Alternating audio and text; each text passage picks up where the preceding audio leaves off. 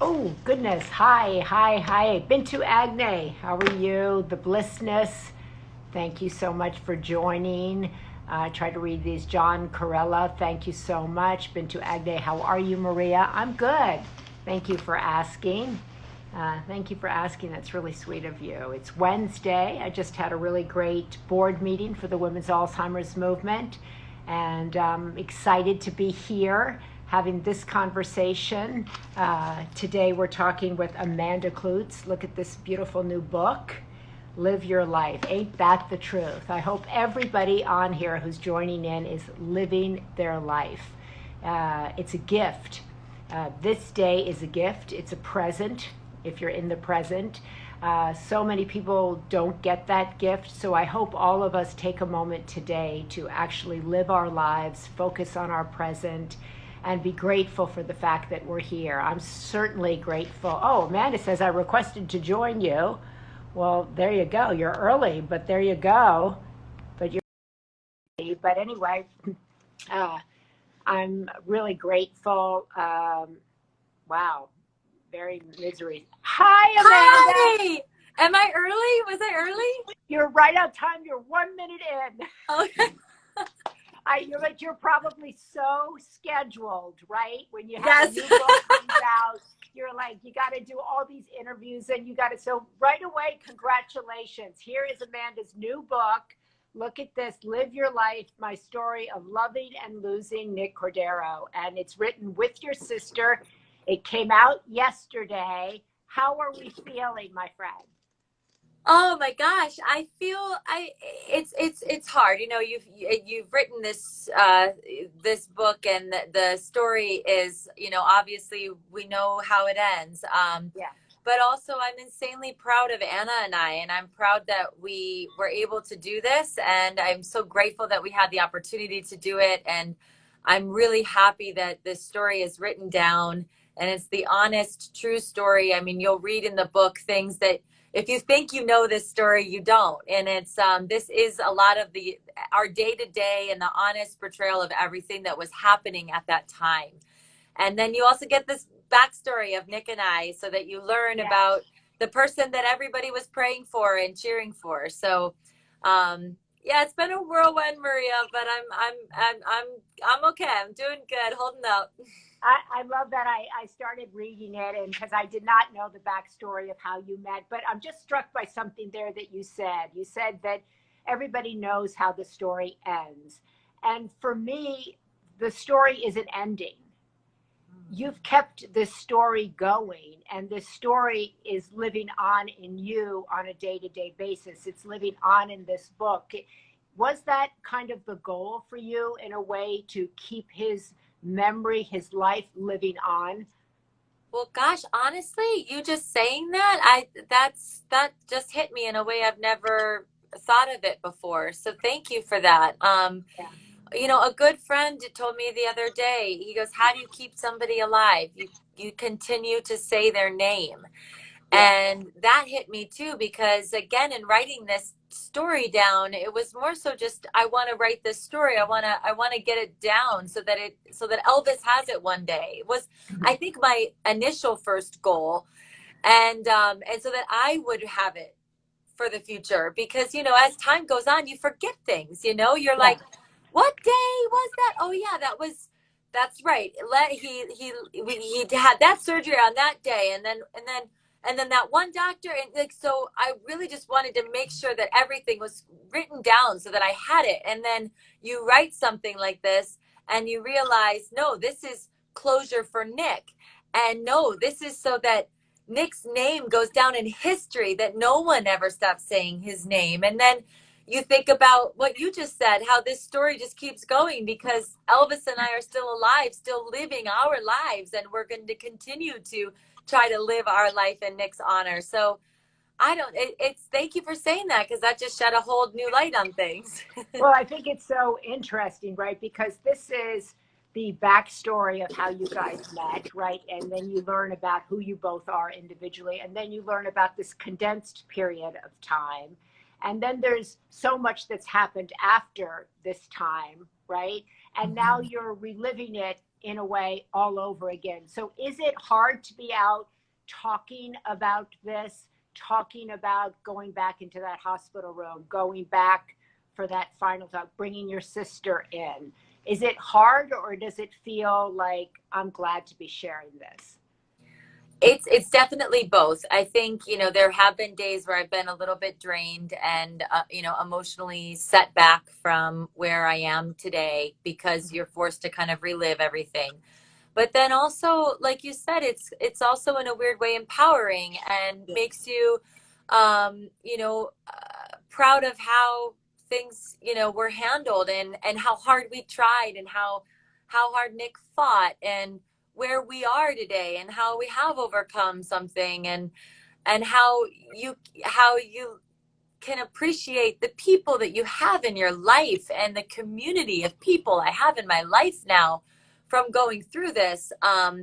So it's a twofold. It's kind of like the ICU. It's all these Yeah. emotions all at the same time, and you're literally just holding on for dear life, getting through each day. Yeah, last time you and I talked, and we were talking a little bit about the grief process, and you were like, well, one day it's this way and one day it's that way. And some people say, grief, you'll get over something in time. And yet I find like a first anniversary of something makes it really hard, or some people find grief even harder as you get going. How has that process changed for you since the last time we spoke a couple months ago? Yeah, I think you're right. For me, it has gotten harder. I think especially when you have a little baby and you see him growing Yes. up and starting to become a little person and doing funny new things every day. And a lot of times I look over at him and that pain of I wish Nick was here so I could look over and see, what he does with Elvis, how he plays with Elvis, what new nicknames he's come up with for Elvis. So that is hard. I saw this beautiful kind of, it wasn't a meme, but like a picture about grief. And I think for me right now, it encompasses exactly how I feel. It was basically 6 jars, and all the jars started off small and then got larger towards the end.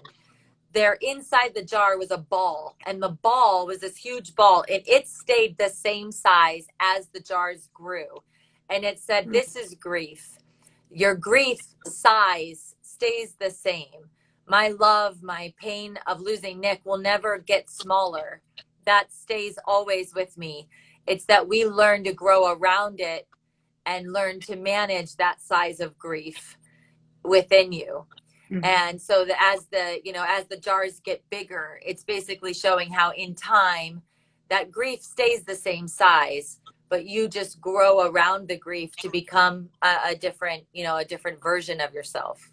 What has surprised you, Amanda? Now people know you in a new way that they didn't know a year ago. So a lot in your, like, really almost everything in your life has changed in a very short period of time. You move from New York to Los Angeles, then your husband gets sick, then you're in the ICU, then you start this real big campaign on Instagram, where you're really bringing the world into your husband's struggle, and then they go into your loss, and then you get a new job, and then you have to carry on, and now you write a book. And do you find yourself going like, whoa, I don't know where I am, or this is a lot to embrace?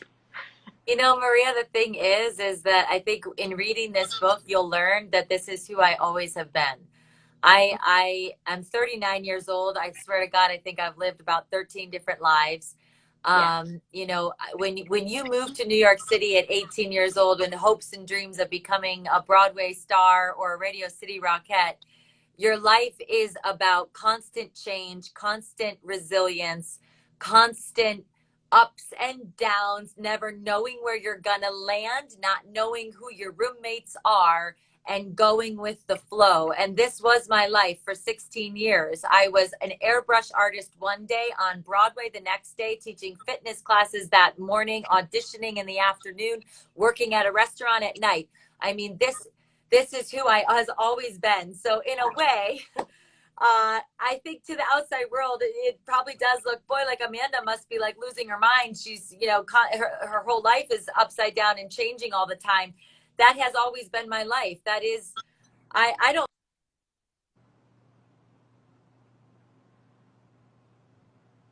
That I lost the a little bit there at the end of, did you can you still can you hear me, Amanda?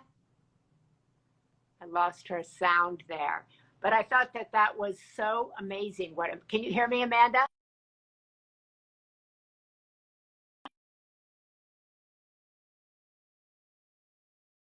Amanda? Oh shoot, I can't hear you. I can't hear you. Oh my goodness. What would that be? Hello, hello. Amanda's sound is off. Amanda's sound is off. How is she? Can you reconnect? Hang up and reconnect. Can you? Can she hang up? Go hang up and can people hear me? We lost Amanda's sound. I know that. Go out and come back. She did that. She went out and hopefully she's going to come right back because I thought what she was just saying is such a great thing about resilience. That is the key. Resilience, resilience, resilience. I think so we lose sight of how much life I don't know what happened. That's there okay, we go. but I loved what you were saying because you were talking about resilience and that your life had been kind of up and down all the time. And so that's really maybe what's been able to get you to this place and be able to handle it the way you have handled it. Yes, I think so. I mean, you know, when you're constantly not knowing what your job is going to be, or you feel like I just got a Broadway show and then it closes in a week and you're back to unemployment and you have no money, you know, you're used to a life of complete change and feeling like every day is a new opportunity to do something amazing. I mean, that's what Broadway life and living in New York City does to you, I think. So that's so amazing because so many people that I've talked to said, I don't know how Amanda is, you know, working, standing up, bubbly, seeming happy. And I said, well, and not that I know anything, but I always say that, you know, grief hits you in different times, right? You could be, you know, working and being around and presenting yourself, and then you go in your bedroom at night and shut the door and all hell breaks loose, right? So it's not that you're right. So that's a big part of it. It's so true, and that just happened the other day. I had a beautiful day. My whole family's here with me right now, which is such a blessing. Gorgeous day. We had a wonderful dinner. I go to bed. I lay in bed and I just start bawling, and ended up crying myself to sleep. And I even questioned my own self. I was like, "Gosh, why? I had such a great day. Why is it hit? Why am I crying right now?" But that's the reality. And no, I mean, that isn't what necessarily I'm showing on Instagram all the time. I mean, I show a lot of my life, all of the ups and downs, but it's there. It absolutely is there. That happens all the time. And that's the reality of grief. I saw in your Instagram the other day where you said you went to New York and that you didn't really, you went with your sister, I think, and you didn't realize until it was over how badly you needed that time alone, how badly you needed to reconnect with the city, because we have to remember you came here and then all of this happened when you came to LA. What was that like, kind of having time to yourself? What did you need that you got?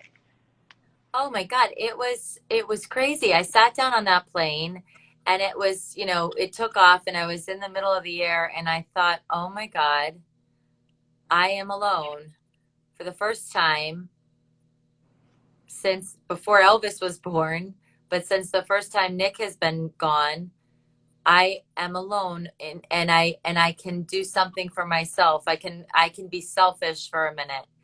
And you know, I think I just had a huge kind of like mental health breakthrough.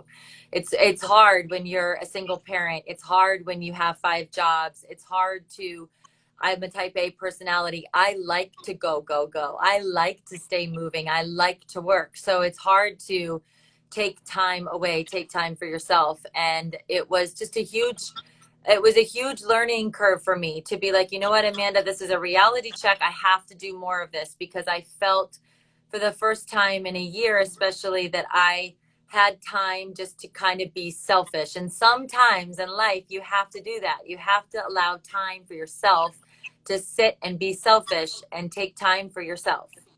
I think we're not even calling it selfish is a way to start, because it is Yeah. self-care. And if you're Self-care. not caring for yourself, right? If you don't care for yourself, you can't care for your child. You can't care for the people that you employ and the living you have to make to keep it all going. So Yeah. you're coming up on this tour, right? You're out talking about your husband. And I saw something where you said, you know, that he always wanted to be a rock star, and that really wasn't a dream that you shared, but now he actually is, that you made him into a rock star in a way. Yeah. Well, yeah, it was, listen, I was not a perfect wife. Nick was not a perfect husband. We did not have a perfect marriage. No one does. And don't try to tell me that anybody is perfect. We are imperfect people. But it's what makes, relationships and people stronger and grow. And I had a huge lesson in all of this about, what kind of partner you can be and how you can support your person. And yes, Nick wanted to be a rock star. At 41 years old, he had dreams of getting in a van and touring bars around the country with our son and 2 dogs. And I thought, how is that gonna happen? We have a baby now. We just moved to a new city. Like, this is not the time to explore this option in life. Like, and he had tried it many a time. So I was not necessarily the most supportive wife at that moment in time. And however, though, in singing his song every single day and cheering him on, and I started, playing his music all the time in the house because I desperately wanted to hear his voice. And what a blessing that I have all of this music that Nick sang and recorded, because I get to hear his voice every day. If he was a doctor, I wouldn't have these recordings of him talking and singing, and I have them. And so in listening to all of those every single day, I became his biggest fan and his biggest cheerleader. And that in return made him a rock star. And I love that, because he got to die a rock star. That is incredible. So this is Father's Day coming up this Sunday, and it'll be your first Father's Day without him. How do you celebrate isn't the right way. How do you honor that day? What do you do with that day? So many people have that same experience. They're going to be celebrating maybe their first Father's Day without their father.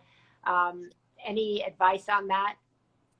Well, I think, for me, these major holidays seem to hit me kind of the day before for some reason. I don't know why. I'm usually super emotional the day before. Luckily, I have my dad in town, my brother in town, and they're just the 2 of the best fathers that I know.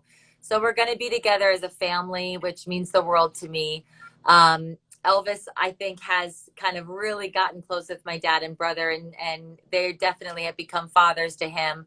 We'll do what we do best. We'll talk about Nick. We'll sing, his music, play his music, and I constantly make Nick a part of our house. There's pictures of him everywhere. I wake Elvis up talking about Dada, and we put him to bed talking about Dada. I mean, I don't know. I haven't really thought of like one specific thing that we'll do, but I'm sure there'll be many, Maria. We just kind of focus on always making him a part of every single day, not just Father's Day. And I love that you have your dad, you include your siblings. You have all sisters and 1 brother. And I think I told you I'm 1 sister and all brothers. All brothers, yeah. But it's so many, brothers step up to help with children, grandfathers step in to help. And I love this kind of resurgence of focus on fathers and all the different ways that people can step in when a father's not there, whether they've passed away or they're just not there at all. And that's such a great thing to kind of tap the other men that that are in your village to step in for your kid. And you seem to have done that really well. Thank you. My brother and yes, my brother especially and my dad, they really did. They just swooped right in and are just incredible role models to Elvis. And I don't know what I would do without them. I think, if one beautiful silver lining in this whole pandemic, I think for the world is, whether it's your true blood family or it's people that have become family Yeah. to you, I think we all realize the importance of that word, family, the people that are close to you in life, and how you can't take them for granted, and how in desperate times those people come to your aid. And again, whether they're actually, your blood people or people that have come into your life who are now family because they've just come into your life. These are special people. You can't take them for granted. And innately we want, I think people innately want to be kind. They want to help. Yeah. And I think it's a beautiful thing. And I hope, I really just hope that we all remember to never take those people for granted in our lives. They're too special. Well, the book has got pictures of Amanda's entire family. I want to just, several people said, what are the name of the book? It's called Live Your Life, My Story of Loving and Losing Nick Cordero. And you wrote it with your sister, who's a journalist and author as well. So that's two sisters working together. That gives me hope for my girls. That's a good thing to work with your sister, right? It is. Oh my God. We have a business together, and now we've written this book together, and we are each other's best friends and champions of each other. And all of my siblings, we're all incredibly close, but it was an honor to do this book with her. And you have brought you keep your husband's memory alive, and through this book he stays alive. And I think that that's a beautiful tribute to him, to your love. And this story is still being written, and I look forward to watching you continue to write it and being with you along the way as you do. Thank you, Amanda. Thank you. Congratulations. So I know you got a lot to do, so go do it. Sell the book. Sell the book. Thank you. Thank you so much, also, Maria. thank you. Amanda did a great T-shirt. You do all these great T-shirts, so check out all the T-shirts she does. Hooray for healthcare workers. Hooray for Sunday. Hooray for everybody, right? Hooray for everybody. I love that. And one day I'm going to jump rope with you. One day. Maria, you're the sweetest. Thank you so much. Thank you, Amanda. God bless you. Have a good one. Okay, bye-bye. Bye-bye. Just want to reiterate again, the book is called Live Your Life. It just came out yesterday. It's a beautiful story. It also shows how wrong everybody was in the beginning about COVID and country. So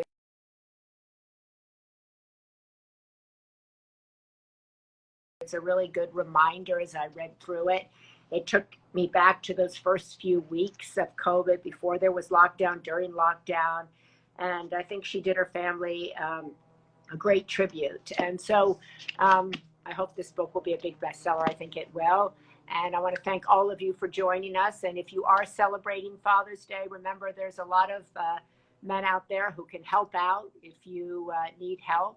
I love that she said she's tapped her brother and tapped her dad to step in. And it takes a village to raise a human being, for sure.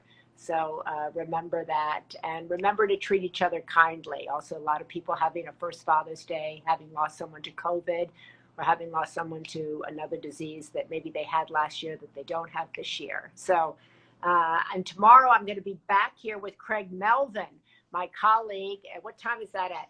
At 2 p.m. We're going to talk dads. We're going to talk addiction. We're going to talk estrangement from dads, reuniting with dads, and then his own journey with fatherhood. And he is a great guy.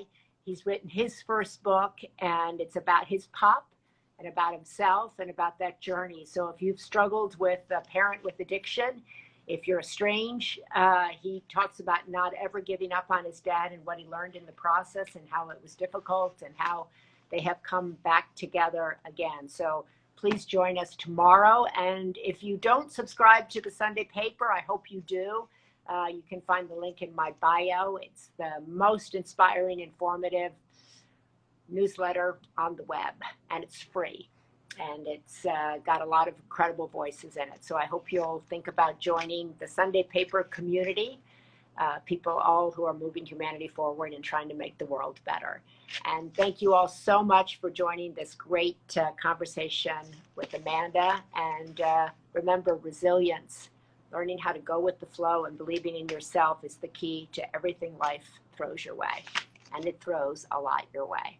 God bless you and have a great day. Thanks.